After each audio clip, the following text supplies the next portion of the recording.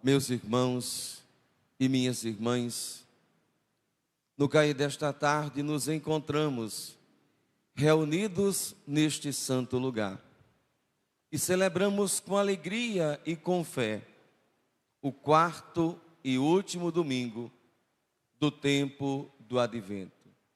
Percebemos que a criança que vai nascer é portadora de esperança e sem ele nós não somos nada. Que esta criança que vai para nascer é um Deus rico em amor. E nós sabemos que devemos amar a Deus acima de todas as coisas. E amar o próximo como Jesus mesmo amou.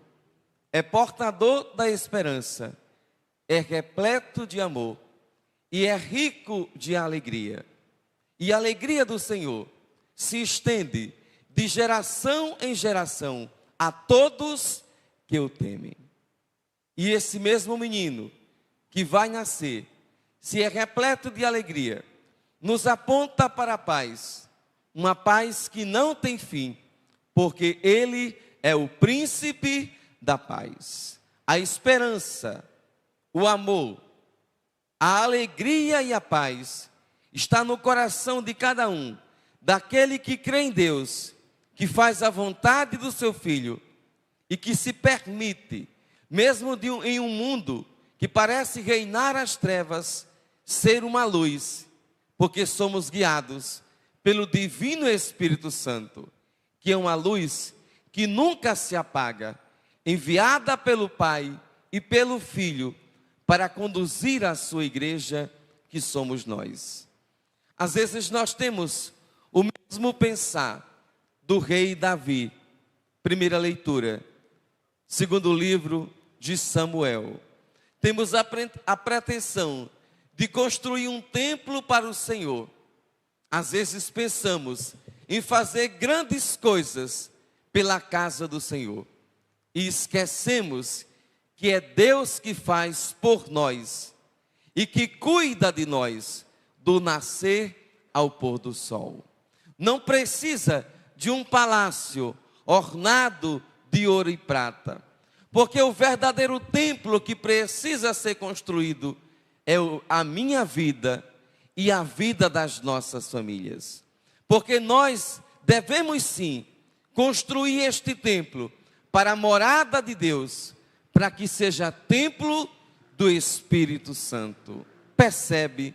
A nossa pretensão às vezes é a de Davi, é a ilusão do profeta Natã. Faça como está o seu coração. Mas Deus se revela ao profeta, manda um recado ao rei: fui eu que cuidei de vocês, tirei vocês do Egito, livrei vocês de todos os seus inimigos. Eu sim, é que construí para vocês este palácio, mas eu sempre vivi em uma tenda, morada de Deus. O Verbo se fez carne e armou a sua tenda no meio de nós. Olha onde o Senhor está, onde a gente menos espera. Não está nas velas acesas, não está na beleza do altar ou do ambão, não está nas vestes litúrgicas, está ali no sacrário, também de cedro, de madeira, esperando a nossa visita, e nós vamos lá tão pouco. Percebe?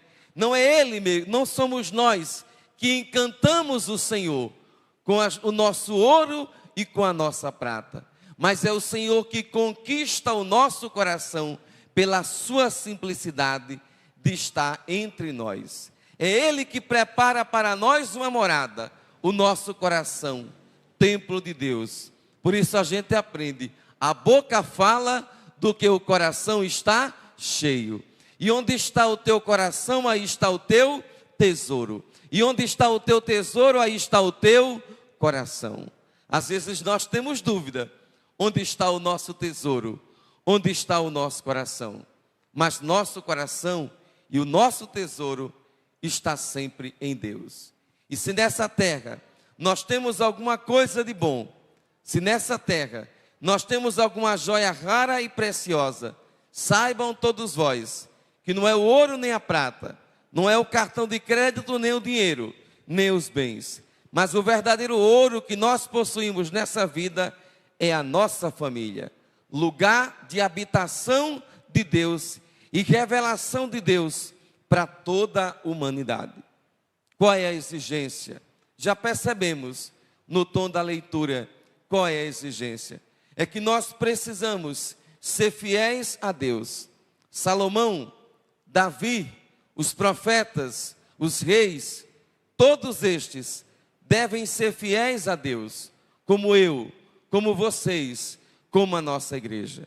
Porque quando nós somos fiéis, Deus permanece fiel a cada um de nós, cuida de nós e jamais se afasta. E a promessa que Ele faz, Ele cumpre.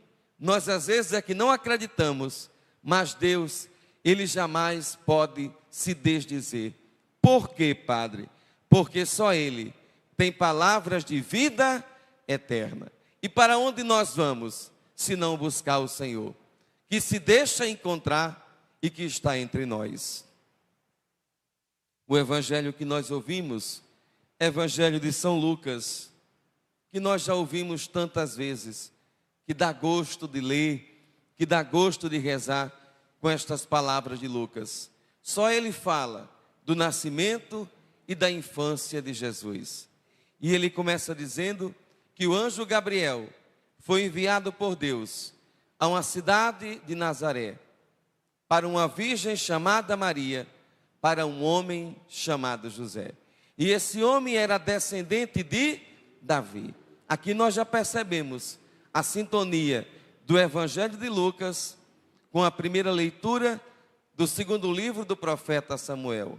Aquela promessa feita a Davi pelo profeta, de que um de seus descendentes ia de governar para sempre e conduzir o seu povo de sempre para sempre, se cumpre. É Jesus Cristo que reina e que governa para sempre. E que o seu reino não terá fim. Que o seu reino não terá fim. As palavras do anjo inquietaram o coração de Maria. Alegra-te, cheia de graça, o Senhor está contigo. Aí vocês já perceberam de onde vem a primeira parte da nossa Ave Maria. Não é invenção do Papa, não é invenção da igreja, porque adora a Nossa Senhora, mas é da Bíblia.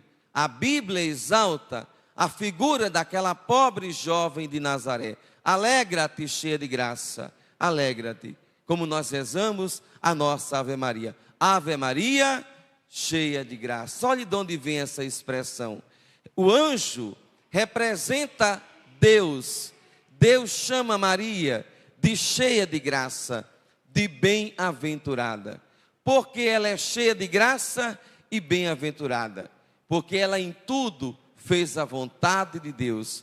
Foi escolhida entre todas as mulheres para ser a mãe do nosso Salvador. Olha aí, qual é a grandeza de Maria? Foi ela dizer no finalzinho do Evangelho: eis aqui a serva do Senhor, faça-se em mim segundo a tua palavra. Isso aqui não está no ouro nem na prata, mas na capacidade de fazer a vontade de Deus. Por que Maria ficou perturbada? Porque ela sabia que essas palavras eram para as pessoas importantes e não para uma pobre jovem de Nazaré. Qual é a resposta do anjo? Não, versículo 30, não tenha medo, Maria, porque encontraste graça diante de Deus. Isso aqui, essa palavra hoje não é para Maria, é para o Padre, é para cada um de nós que estamos aqui. Não tenha medo, porque nós encontramos graça diante de Deus. Às vezes a gente tem medo de vir aqui proclamar a palavra de Deus, tem medo de ajudar ali na frente, acolhendo, tem medo de participar de um grupo, de uma pastoral.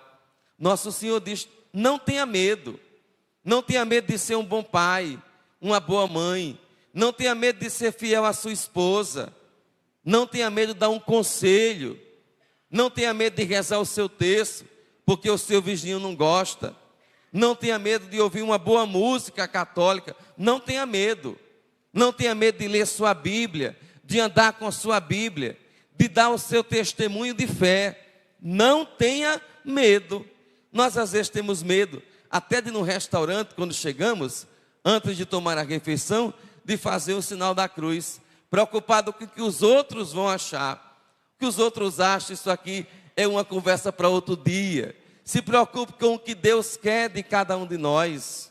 Isso sim é importante, não ter medo de fazer a vontade de Deus.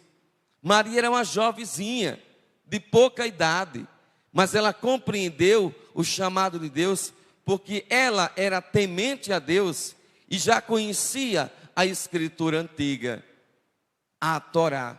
Nós às vezes não conhecemos a nossa fé, não conhecemos a nossa igreja, temos pouco conhecimento da nossa Bíblia. Aí como é que a gente pode responder? Aí só pode ter medo. Mas nosso Senhor está quebrando o gelo nessa tarde, dizendo: não tenham medo. É sempre graça de Deus. É sempre graça de Deus.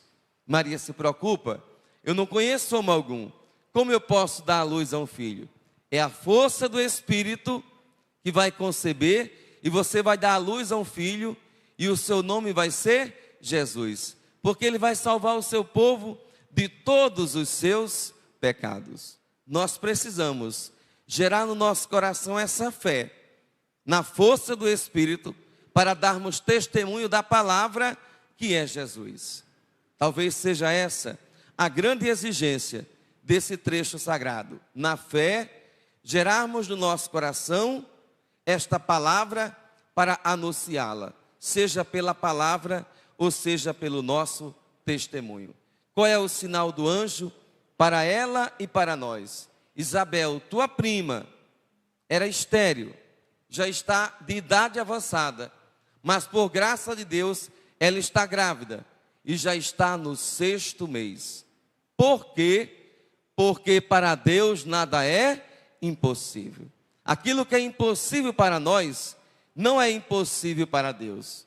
Nós às vezes é que temos uma fé fraca, igual garapa, só era para enganar o busto de menino do meu tempo, quando estava com fome, né? E não tinha muita coisa em casa. Isso aqui, às vezes nossa fé não tem substância, mas precisa de ter. Nós precisamos acreditar que o nosso Deus é o Deus do impossível. E esse Deus não está distante, está entre nós, mora no seu coração e na sua família. Que esse Deus não precisa da sua oferenda para você agradá-lo. Ele não faz comércio, ele nos ama e nos concede tudo de bom e de melhor. E nós é que às vezes não percebemos. Lembre-se, o seu Deus é o Deus do impossível. E jamais ele vai deixar faltar nada na sua vida e na vida da sua família. Penso que para encerrar essa conversa, seria bom a gente sempre rezar todo dia, lembrando das palavras de Maria: eis aqui a serva do Senhor, faça-se em mim segundo a tua palavra.